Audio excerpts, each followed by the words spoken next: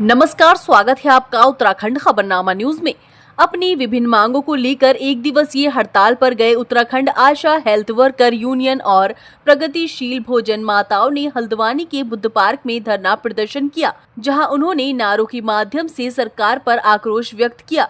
तो आशा कार्यकर्ताओं और भोजन माताओं का कहना है कि वेतनमान की विसंगतियों और स्थायीकरण को लेकर लंबे समय से सरकार से मांग करते हुए आ रहे हैं और सरकार की ओर से उन्हें आज तक आश्वासन पर आश्वासन मिल रहे हैं, लेकिन उनकी मांगों को सरकार पूरा नहीं कर पा रही है। उन्होंने मांगे पूरी नहीं होने पर आगे आंदोलन की चेतावनी दी है। जो हमारा धरना है काफ़ी लंबे समय से चल रहा है और होता ही रहता है।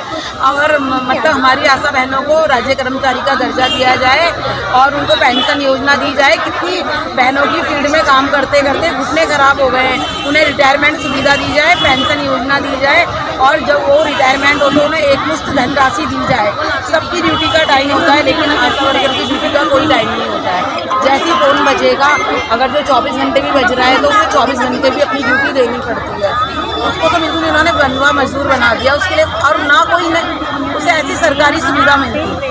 और जब हमारे यहाँ पहले इससे पहले हमने 2 महीने का 2022 में धरना करा था, 1 महीने का, उस समय डीजी हेल्थ में हमारा 11,500 रुपये का प्रस्ताव पारित हुआ था।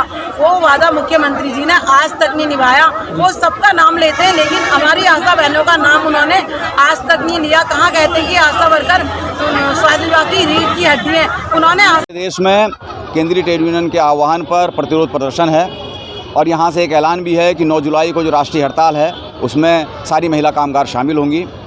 और जिस तरह से आशाओं का, भोजन माताओं का शोषण खुद सरकार कर रही है, जबकि सरकार का काम है, किसी भी मजदूर का, कामगार का शोषण होता है तो उससे रक्षा कौन करेगा? किसके पास जाएंगे?